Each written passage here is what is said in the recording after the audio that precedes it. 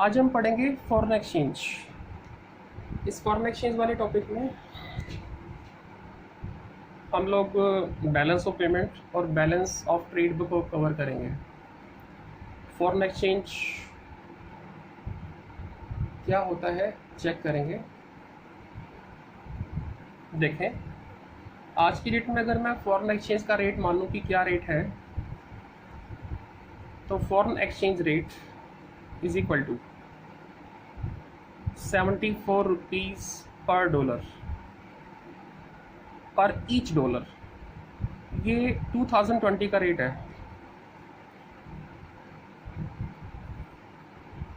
Okay, तो at present जो हमारा रेट है अप्रोक्सीमेटली 74 रुपीज़ पर डॉलर है। Means $1 is equal to 74 rupees.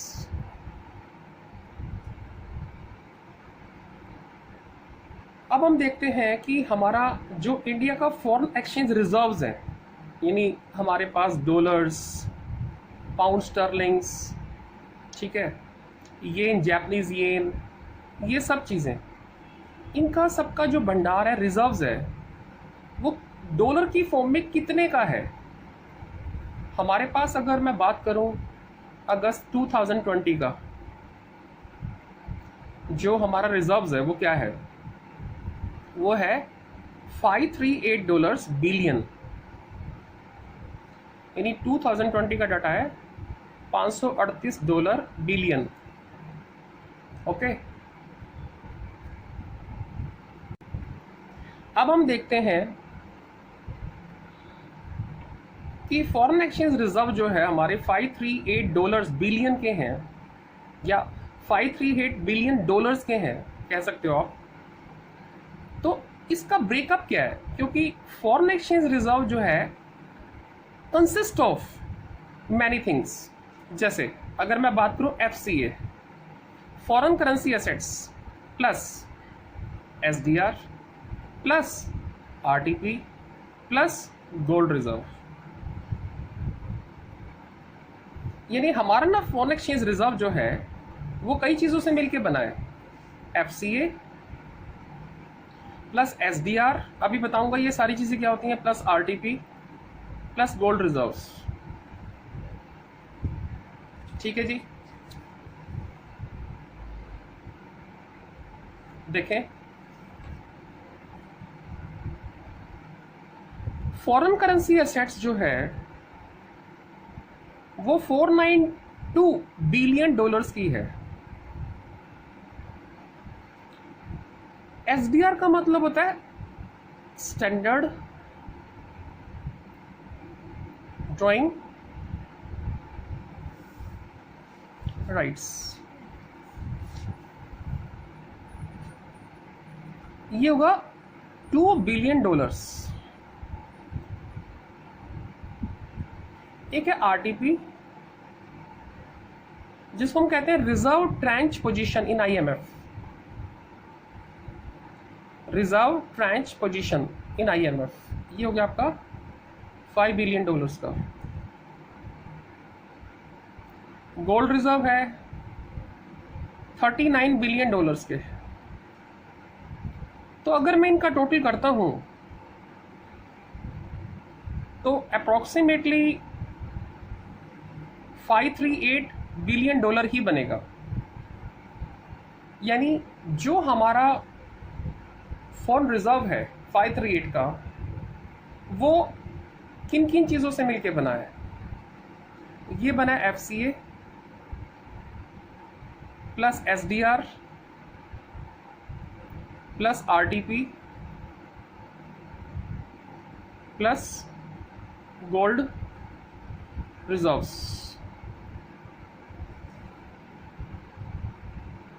Clear है? ऐसा नहीं है कि फॉरेन करेंसी आ गई, किसी फॉरेन एक्सचेंज के अंदर सिर्फ फॉरेन करेंसी आती है, SDR भी आते हैं, भाई क्या होता है बताऊंगा, RTP भी आते हैं, गोल्ड रिजर्व भी आता है। ये सारे मिलके फॉरेन रिजर्व हमारा बनता है फॉरेन एक्सचेंज रिजर्व जी। अब हम पढ़ेंगे SDR। SDR का मीनिंग है special drawing rights. Special drawing rights क्या होते हैं, एक्चुअली एसडीआर अकाउंट खुलता है वर्ल्ड बैंक यानी आईएमएफ के अंदर में। जिस देश को फॉरेन करेंसी चाहिए होती है वो अपने इस अकाउंट का इस्तेमाल करके फॉरेन डॉलर्स निकाल सकता है और वो इंपोर्ट एक्सपोर्ट की पेमेंट करने में इस्तेमाल कर सकते हैं। अगर उनको शॉर्ट फॉल लगे, जैसे उनकी पेमेंट शॉर्ट पड़ रही है, इंपोर्ट किया किसी भी कंट्री ने और उनकी पेमेंट शॉर्ट पड़ रही है, तो वो आईएमएफ इंटरनेशनल मॉनेटरी फंड में जाके वर्ल्ड लेवल पे जो है वहाँ जो उनका एसडीआर अकाउंट खुला हुआ है उस अकाउंट में वो मेंबर होते हैं।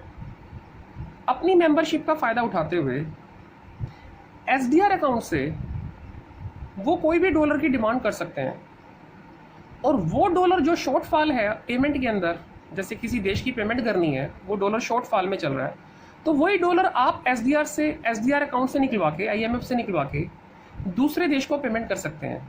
चाहे वो डॉलर है, चाहे पाउंड स्टर्लिंग है, चाहे ब्रिटिश पाउंड है, चाहे दुबई का दिनार है, चाहे चाइनीज़ करेंसी है, चाहे जापानीज़ येन है, तो वो पेमेंट कर सकते हैं।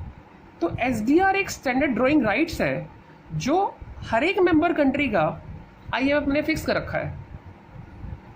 अब आप कहेंगे कि भाई ऐसे कैसे लोन मिल जाएगा आईएमएफ से? तो इसका मेंबर बनने के लिए आपको मेंबरशिप लेनी पड़ती है। जब आप इसका मेंबर बनोगे तो पहले अपने इस एसडीआर अकाउंट में मेंबरशिप लेने के तौर पे जिस देश का वो मेंबर है, मतलब जैसे इंडिया अगर मेंबर है तो इंडिया की जितनी जीडीपी होगी, ग्रोस डोमेस्टिक प्रोडक्ट, जितनी भी जीडीपी होगी उसका कुछ परसेंटेज आईएमएफ के अंदर एसडीआर अकाउंट में जमा कराना होगा। जैसे हम बैंक में पैसा जमा कराते हैं तभी तो निकाल सकते हैं ना, उसी प्रकार से हम अपनी करेंसी में हम वहां जमा कराएंगे पैसा। कुछ फॉरेन करेंसी में भी हमें जमा कराना होता है एसडीआर के अंदर। जब हमें लगता है कि हमें नीड है फॉरेन करेंसी की, तो इस एसडीआर अकाउंट से हम निकाल सकते हैं। अब कितनी नीड है वो डिपेंड करेगा कि भाई जितनी भी नीड है, हम ये तो नहीं कि 100% एसडीआर से ही हम अपनी नीड को पूरा करेंगे, नहीं। हमारे पास कुछ अपने डॉलर्स भी होंगे, कुछ एसडीआर से भी निकालेंगे, कुछ हमारे पास गोल्ड रिजर्व भी होगा, गोल्ड पड़ा होगा, एक कंट्री के पास होता है, वो सारा मिला के हम फॉरेन करेंसी की पेमेंट कर सकते हैं दूसरे देश को। तो इस तरह से हम एसडीआर का यूटिलाइजेशन करते हैं। SDR are global reserve assets made by IMF in 1969। इसको कहते हैं global reserve assets. International level पे ये एक ऐसा रिजर्व है, इस रिजर्व के अंदर कोई भी कंट्री मेंबर बन सकता है और अपनी फॉरेन एक्सचेंज की प्रॉब्लम का समाधान कर सकता है to some extent. The IMF open a SDR account of a member country. SDR is a basket. SDR is a basket of currencies. अब जैसे करेंसी यूएस डॉलर हो गया, यूरोज हो गया, जापानीज येन हो गए, ब्रिटिश पाउंड हो गया, sterling, Chinese renminbi. The basket position is reviewed every 5 years gap. SDR is a basket currency that is USD, Euro, Japanese yen, British pound, sterling, Chinese renminbi. The basket position is reviewed every 5 years gap. यानी SDR जो होता है उसके अंदर जो foreign currency होती है उस करेंसी का रिव्यू लेते हैं हर एक 5 साल में। चेक किया जाता है कि भाई इस SDR का जो बेसिकली ये SDR जो फंड है पूरा का पूरा, इसकी वैल्यूएशन क्या है।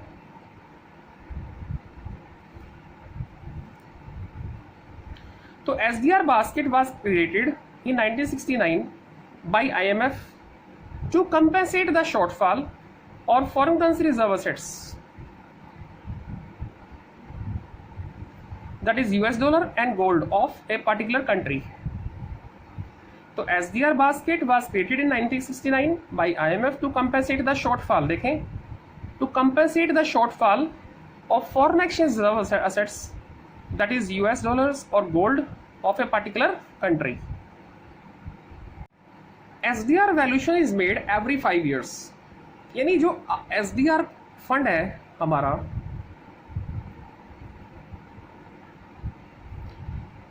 इस फंड का वैल्यूएशन किया जाता है, ठीक है, valuation at every 5 years gap. जब 5 साल पूरे हो जाते हैं तो इसका वैल्यूएशन होता है कि हाँ इसमें डॉलर की वैल्यूज, इसकी जो वेटेज है वो कितनी है, या पाउंड की वैल्यूज कितनी है, क्योंकि हर एक देश करेंसी की इसमें बेसिकली फंड बना पड़ा होगा। The members contribute the amount to IMF SDR funds as per fix quota based upon the member GDP, partly in the foreign currency and partly in the members own currency.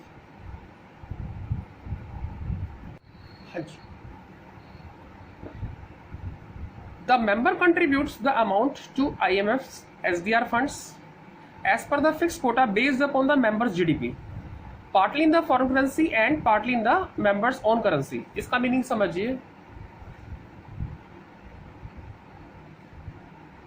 हर एक member country, ये members का मतलब है member country, members country, members country contributes the amount to IMF's SDR funds। हर एक member country इस SDR fund में contribute करता है as per the fixed quota based on the members GDP। जैसे IMF है, उसका कंट्रीब्यूशन डिसाइड करता है कि एक पर्टिकुलर कंट्री को इतना कंट्रीब्यूशन देना है GDP का परसेंटेज कुछ, किसमें देना कंट्रीब्यूशन, SDR के अंदर, तो SDR अकाउंट खुलता है। अब ये जो कंट्रीब्यूशन होगा partly in the foreign currency, आधा तो फॉरेन करेंसी में होगा, चाहे वो 50% हो चाहे अपनी करेंसी में हो 50%, पार्टली का मतलब है 70-30, 30-70 या 50-50 या 40-60, इस तरह से रेशो हो सकता है। तो partly in the foreign currency and partly in the members own currency. तो सबसे पहले अगर आपको मेंबर बनना है तो अपने देश की GDP का कुछ हिस्सा आपको SDR अकाउंट यानी IMF के SDR अकाउंट में जमा कराना पड़ेगा, तभी आप उससे लोन ले सकते हैं। Members holders country of IMF can use the SDR in 2 ways। First है voluntary exchanges of currency between the members country, B strong country purchases SDR from weak country, that is US gives dollars to India for purchasing rupees। ये बहुत अच्छा point है, देखें, members और holders country of IMF can use SDR in 2 ways। दो तरीके से कोई भी कंट्री इस SDR अकाउंट को यूज कर सकता है। नंबर वन है voluntary exchanges of currency between the members country. जैसे कई बार हम एक्सचेंज कर लेते हैं करेंसी को कि भाई तू मुझे डॉलर दे दे, मैं तेरे को रुपीस दे दूंगा, तो इसको कहते हैं वॉलंटरी एक्सचेंजेस। तो वॉलंटरी एक्सचेंजेस करके भी आप अपनी प्रॉब्लम का समाधान कर सकते हैं, लेकिन वो SDR के थ्रू होएगा, मतलब आपको SDR के थ्रू करवाने पड़ेंगे सारे काम ये। दूसरा, strong country purchase SDR from the week country. जैसे कई बार क्या होता है कि जो स्ट्रॉन्ग कंट्री है वो डोमिनेटिंग पोजीशन पे होता है और वीक कंट्री होता है वो लेस डोमिनेटिंग पोजीशन में होता है। तो कई बार क्या करते हैं कि आपस में एक्सचेंज कर लेते हैं SDR को, कि भाई ठीक है, एक्सचेंज क्या कर देते हैं, SDR को खरीद ही लेते हैं कि भाई जितना तेरे को विड्रॉल करना है उतना मेरे को बोल, मैं दूंगा, लेकिन तू अपनी SDR फैसिलिटीज मुझे दे दे। तो means strong country purchases SDR from week country, that is US gives dollars to the India for purchasing rupees। USA को रुपीस चाहिए पेमेंट करने के लिए, तो वो डायरेक्टली इंडिया को बोलेगा तू अपनी SDR, मैं तेरे SDR खरीद लेता हूँ, यानी तेरे SDR के थ्रू मैं रुपीस निकाल लूँ, तू मेरे से डॉलर ले ले, अभी हम बाद में अपना SDR का अकाउंट का हिसाब किताब करते रहेंगे, अभी फिलहाल ये कर ले। तो मीन्स इस तरह से आप SDR को यूज कर सकते हैं। कैसे? वॉलंटरी एक्सचेंज ऑफ करेंसी से, और दूसरा strong country purchases SDR from the week country, इस तरह से। तो SDR neither A currency nor a claim, जो SDR है, जैसे अगर मैं फॉर एक छोटा सा एग्जांपल लेता हूँ कि अगर मैंने मंदिर में चंदा दे दिया, सपोज मैंने 1000 रुपये का चंदा दिया, तो मैं ये थोड़ा कहूँगा मंदिर वालों को आपने मेरे 1000 रुपये वापस करने हैं ना, चंदा दे दिया, ये तो सब्सक्रिप्शन है। तो इसी तरह से SDR के पास अगर मैं एज ए कंट्रीब्यूशन जो मेरे को GDP का कराना था, अगर मैं कुछ कंट्रीब्यूशन कराता हूं तो मैं क्लेम नहीं कर सकता। मतलब वो मेरा क्लेम नहीं है कि नहीं मैंने तेरे से पैसा लेना है, मैंने तेरे को लोन दे रखा, नहीं, मैं उसका मेंबर बना, इसलिए मेरे को membership as a membership fee जमा करानी पड़ी, यही समझो। तो जितना मैंने दिया उतने अमाउंट तक मेरे को फॉरेन करेंसी वहां से मिल जाएगी इन केस ऑफ इमरजेंसी। तो इसलिए बोला है कि SDR neither A currency nor a claim on IMF। Claim नहीं कर सकता कोर्ट ऑफ लॉ में जाके, नहीं आपने मेरा इतना पैसा ले लिया, मेरा वापस दो, नहीं, क्लेम नहीं कर सकता। But member country can use the currency freely at the time of need, at the time of need. ठीक है, अब देखें लास्ट टर्म है हमारी रिजर्व ट्रेंच पोजीशन, RTP क्या होता है देखें, बड़े ध्यान से समझेंगे। RTP is equal to Indians, जैसे इंडिया की हम रेफरेंस में बोलते हैं कि RTP इंडिया के रेफरेंस में क्या होगा, इंडियंस कंट्रीब्यूशन कोटा, क्योंकि IMF जब हमारा कोटा डिसाइड करो कि अपना SDR के अंदर इतना जमा कराओ, तो इंडियन कंट्रीब्यूशन होगा the quota which is fixed by IMF, कि इतना पैसा आपने एक तरह से जमा कराना है after seeing the Indian GDP। यानी IMF हमको कहेगा कि अब अपनी मेंबरशिप लो इतना पैसा जमा कराने के बाद, minus Indian contribution in rupees in IMF,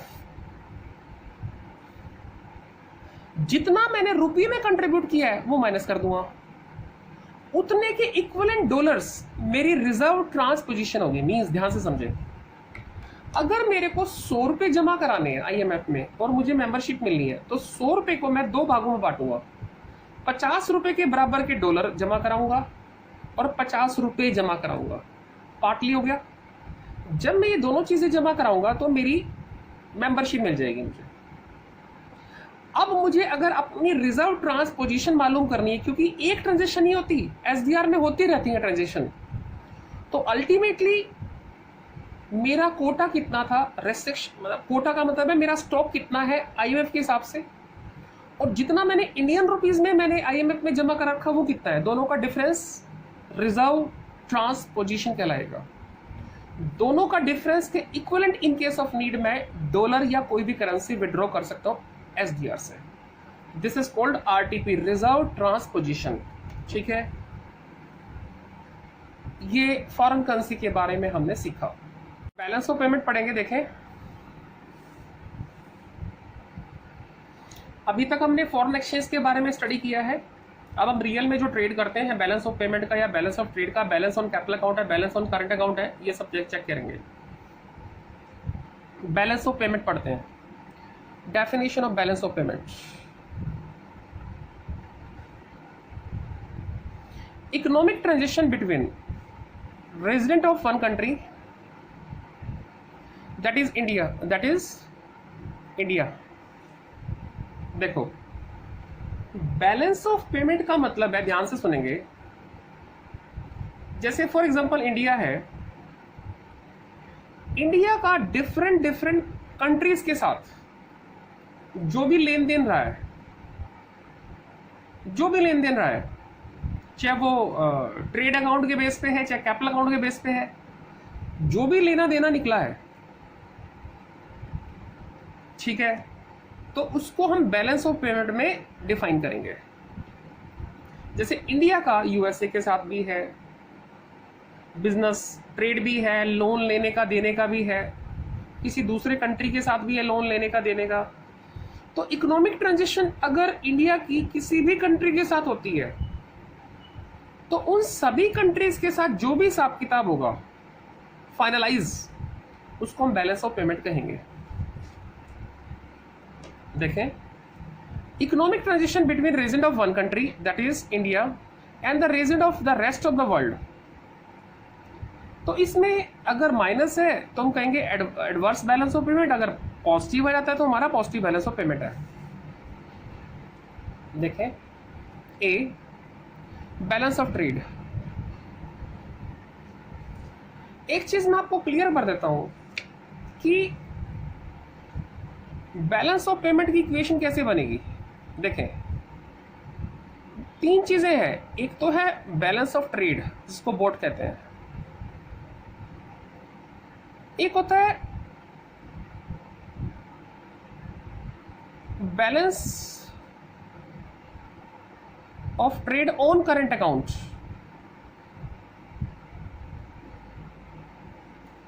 sorry balance of payment on current account.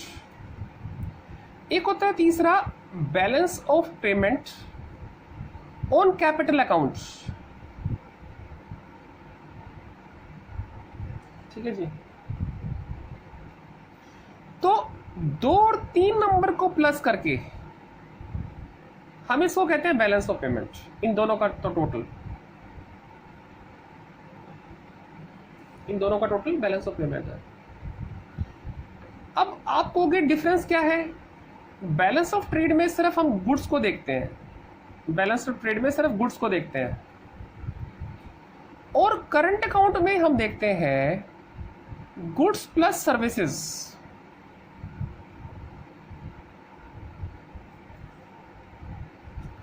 तो it means balance of trade जो है ये balance of payment on current account में गुड्स भी इंक्लूडेड है, तो उसको दोबारा क्यों प्लस करेंगे बैलेंस ऑफ पेमेंट में। तो balance of payment on current account का मतलब है उसमें गुड्स एंड सर्विसेज का दोनों का एक्सपोर्ट इंपोर्ट कवर हो गया, और बैलेंस ऑफ ट्रेड का मतलब गुड्स का मतलब है सिर्फ गुड्स की आदान प्रदान, गुड्स का एक्सपोर्ट इंपोर्ट। बात क्लियर है। तीसरी बात, balance of payment on capital account में दूसरे देशों से लोन लेना लोन देना, कैपिटल अकाउंट का मतलब लोन लेना लोन देना। तो बैलेंस ऑफ पेमेंट दो चीजों से मिलकर बना है, balance of payment on current account, balance of payment on capital account. Okay, क्योंकि goods balance of payment on current account में ही इंक्लूडेड हो गए, इसलिए हम balance of trade on account of goods include नहीं करेंगे। क्लियर हो गया बात। तो इसको सेपरेटली हम पढ़ा रहने देते हैं।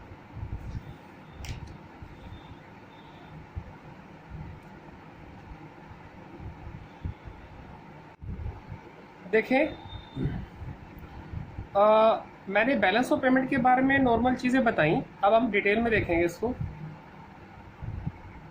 बैलेंस ऑफ ट्रेड जो है वो होता है सिर्फ गुड्स को लेके, बैलेंस ऑफ ट्रेड, इसमें सर्विसेज इंक्लूड नहीं होती हैं। अगर मैं डाटा देखूं तो जुलाई 2020 का डाटा है, हमारा जो बैलेंस ऑफ ट्रेड है वो एडवर्स है, $4,830 मिलियन का, ये याद रखना है आपको। तो balance of trade is equal to, equation क्या बनेगी, एक्सपोर्ट माइनस इंपोर्ट। जो एक्सपोर्ट होंगे वो गुड्स का एक्सपोर्ट होगा, गुड्स सोल्ड टू फॉरेनर्स, और इंपोर्ट होगी गुड्स का, सिर्फ goods purchase from the foreigners. तो अगर एक्सपोर्ट और इंपोर्ट बराबर है तो नेचुरल बात है दोनों का डिफरेंस 0 होगा, तो हम कहेंगे इक्विलिब्रियम बैलेंस ऑफ ट्रेड। अगर हमारे एक्सपोर्ट ज्यादा इंपोर्ट कम है तो हम उसको बोलेंगे सरप्लस बैलेंस ऑफ ट्रेड, यानी प्लस आंसर आएगा उसका, प्लस में हम कहेंगे फॉरेन रिजर्व्स आर क्रिएटेड। और अगर हमारा माइनस में तो इसका मतलब हमारा एक्सपोर्ट कम है इंपोर्ट ज्यादा है, तो उसको हम कहेंगे डेफिसिट्स बैलेंस ऑफ ट्रेड या trade deficits, deficit balance of trade या ट्रेड। देखें, मैंने बैलेंस ऑफ पेमेंट के बारे में नॉर्मल चीजें बताई, अब हम डिटेल में देखेंगे इसको। बैलेंस ऑफ ट्रेड जो है वो होता है सिर्फ गुड्स को लेके, बैलेंस ऑफ ट्रेड, इसमें सर्विसेज इंक्लूड नहीं होती हैं। अगर मैं डाटा देखूं तो जुलाई 2020 का डाटा है, हमारा जो बैलेंस ऑफ ट्रेड है वो एडवर्स है, $4,830 मिलियन का, ये याद रखना है आपको। तो balance of trade is equal to, equation क्या बनेगी, एक्सपोर्ट माइनस इंपोर्ट। जो एक्सपोर्ट होंगे वो गुड्स का एक्सपोर्ट होगा, गुड्स सोल्ड टू फॉरेनर्स, और इंपोर्ट होगी गुड्स का, सिर्फ goods purchase from the foreigners. तो अगर एक्सपोर्ट और इंपोर्ट बराबर है तो नेचुरल बात है दोनों का डिफरेंस जीरो होगा, तो हम कहेंगे इक्विलिब्रियम बैलेंस ऑफ ट्रेड। अगर हमारे एक्सपोर्ट ज्यादा इंपोर्ट कम है तो हम उसको बोलेंगे सरप्लस बैलेंस ऑफ ट्रेड, यानी प्लस आंसर आएगा उसका, प्लस में हम कहेंगे फॉरेन रिजर्व्स आर क्रिएटेड। और अगर हमारा माइनस में तो इसका मतलब हमारा एक्सपोर्ट कम है इंपोर्ट ज्यादा है, तो उसको हम कहेंगे डेफिसिट्स बैलेंस ऑफ ट्रेड या trade deficits, deficit balance of trade या ट्रेड, इसको हम कहते हैं बीओटी डेफिसिट्स, यानी बैलेंस ऑफ ट्रेड डेफिसिट्स भी बोलेंगे। तो इसमें आपके फॉरेन एक्सचेंज रिड्यूस हो जाएंगे। ओके, इसी प्रकार से जैसे मैंने बैलेंस ऑफ पेमेंट की बात की है, balance of payment is equal to balance of payment on current account plus balance of payment on capital account. Balance of payment हमारा दो चीजों से मिलकर बना है, on current account balance of payment और on capital account balance of payment. दोनों को ऐड कर लेंगे तो बैलेंस ऑफ पेमेंट रिजल्ट आएगा। अब हम एक एक करके स्टडी करते हैं balance of payment on current account क्या होता है। देखें, balance of payment on current account, इसमें दोनों चीजें आएंगी। जब बैलेंस ऑफ पेमेंट की बात कर रहा हूं, गुड्स एंड सर्विसेज की बात आएगी। अगर मैं डाटा की बात करूं तो balance of payment on current account हमारा डाटा है, ये डेफिसिट्स था हमारा, मींस 584 माइनस की फिगर है $1,000,000। उसके बाद आप इसको कह सकते हैं कि ये जो हमारा -$584 मिलियन है करंट अकाउंट में जो डेफिसिट्स है, ये हमारा जीडीपी का 1% है, ऐसे कह सकते हैं। तो balance of trade is equal to export किस किस चीज का, गुड्स एंड सर्विसेज का टू फॉरेनर्स, प्लस साथ में इसमें ऐड करेंगे एक्सपोर्ट में यूनिलेटरल और अनरिक्वेटेड ट्रांसफर, यूनिलेटरल और unrequited transfer, that is gift, donation, grants received. तो ये एक्सपोर्ट के साथ जोड़ देंगे। देखें, ये एक्सपोर्ट है, ये आपका इंपोर्ट है। तो एक्सपोर्ट में क्या क्या चीज जुड़ के माइनस होंगी इंपोर्ट में से, ये सारी चीजें। तो एक्सपोर्ट होगा गुड्स एंड सर्विसेज का, प्लस यूनिलेटरल और unrequited transfer, one sided transfer आपको जिसको कहते हैं, दैट इज गिफ्ट है, वन साइडेड ट्रांसफर है, डोनेशन है, ग्रांट्स है। इन फिगर्स में से हम घटा देंगे इंपोर्ट ऑफ गुड्स को, इंपोर्ट ऑफ सर्विसेज को, प्लस और क्या घटाएंगे, goods and services purchase from foreigners, ठीक है, plus unilateral unrequited transfer, that is gift, donation, grant, given, ये गिवन है, वो टेकन था। तो इन दोनों को जब माइनस करेंगे तो हमारा balance of payment on current account आएगा। अब गुड्स का मतलब देखें, goods is equal to visible goods and tangible goods, दोनों कवर्ड है, कह सकते हैं गुड्स सोल्ड और परचेज्ड। दूसरा सर्विसेज इनविजिबल और tangible, intangible, services sold and purchased. Services includes transportation, banking, insurance, tourism, ये सर्विस के अंदर कवर है, ये सर्विस के अंदर कवर है। Tourism, travel, tourist, interest, profit, dividend, royalty, expenses of diplomat and military personnel from the overseas and receipt of diplomat and military personnel to the overseas। तो ये सर्विसेज है।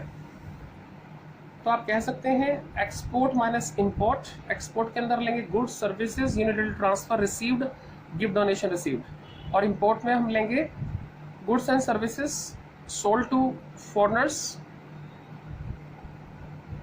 Sorry purchase from foreigners, this is purchase from foreigners. ऊपर आएगा sold, ये purchase from foreigners plus goods and services purchase from foreigners, import, plus unilateral unrequited transfer, gift, donation, grant, given. Clear है? तो goods is equal to visible plus tangible, goods sold and purchased, और services में आएगा invisible, tangible. Services में अगर मैं नाम लूँ तो ट्रांसपोर्टेशन आ गया, बैंकिंग आ गया, इंश्योरेंस आ गया, टूरिज्म आ गया। travel, tourist, interest, profit, dividend and royalty, expenses of diplomat and military personnel from the overseas, and receipt of diplomatic and military personnel to overseas. ठीक है जी। अब आता है आपका लास्ट में balance of payment on capital account. इसमें loan लेना देने की बात होती है। इसमें माइनस है $19 मिलियन। ये भी balance of payment of capital account, ये माइनस है, नेगेटिव है, अनफेवरेबल है। तो balance of payment on capital account is equal to, एक तो हम उधार लेते हैं, सॉरी उधार देते हैं, लैंडिंग। जब हम उधार देते हैं तो हमारा राइट बन जाता है क्लेम करने का दूसरों के ऊपर, तो इसको कहते हैं लैंडिंग टू फॉरेनर्स। और जब हम उधार लेते हैं तो हमारी लायबिलिटी क्रिएट हो जाती है, उसको कहते हैं बोरिंग या debts from the foreigners. Plus private direct investment, plus private portfolio investment, plus government loan to foreign government at international level. दोबारा सुने, जब हम लोन देंगे तो हमारा राइट क्लेम हो जाएगा, तो उसको हम प्लस करेंगे। तो lending to foreigners minus borrowing from the foreigners, plus private direct investment हम करेंगे तो हमारे वापस लेनी है। प्राइवेट पोर्टफोलियो इन्वेस्टमेंट करेंगे तो ये हमारी प्लस होगी क्योंकि हमने वापस लेनी है। Government loan to foreign government, तो हमने वापस लेना है तो हमारा प्लस होएगा, वगैरह वगैरह। तो हमने देखा इस तरह से हम अपने balance of payment on capital account निकाल लेंगे। जो भी दोनों की फिगर आएगी, balance of payment on current account और balance of payment on capital account, दोनों को प्लस करेंगे तो हमारा बैलेंस ऑफ पेमेंट की नेट पोजीशन आ जाएगी। ओके, नेक्स्ट पॉइंट है balance of payment settlement account. इसमें सेटलमेंट करेंगे। If the balance of payment is deficit then it is drawn down. Drawn down का मतलब है कट ऑफ करना, रिड्यूस कर देना। If the balance of payment is deficit then it is drawn down of foreign reserve drawing from the IMF और sale of golds, that is balance of payment is surplus, it leads to increase in foreign reserve, purchase of golds etcetera. दोबारा सुने, जब भी हम settlement करेंगे balance of payment की तो किस तरह से होगा? If the balance of payment is deficits, अगर हमारा माइनस में आ रहा है, then it is drawn down of the foreign reserve, तो हमारे फॉरेन रिजर्व ड्रोन डाउन हो जाएंगे, यानी कट जाएंगे, यानी कम हो जाएंगे। Drawing down from the IMF, तो हमारा IMF से कट जाएगा। और सेल ऑफ गोल्ड, ये हमारा, हमें गोल्ड सेल करना पड़ेगा क्योंकि गोल्ड देना पड़ेगा। If the balance of payment is surplus, it leads to increase in foreign exchange और परचेज ऑफ गोल्ड्स। क्लियर है बात? अब हमारा ट्रेंड क्या है इंडिया के अंदर? Trend of balance of payment in India, Asia and Asian countries. Asian का फुल फॉर्म देखो, एक तो एशिया होता है, एशिया महाद्वीप, एक होता है एशियन। एशियन का मतलब है, एब्रीवेशन है ये, association of south east Asian nation. जो साउथ ईस्ट एशियन नेशन है उनका एक ग्रुप है, उसको एशियन कहते हैं। Have become the India's major trade partners. Asia and ASEAN now account for nearly 60% of the Indian export import.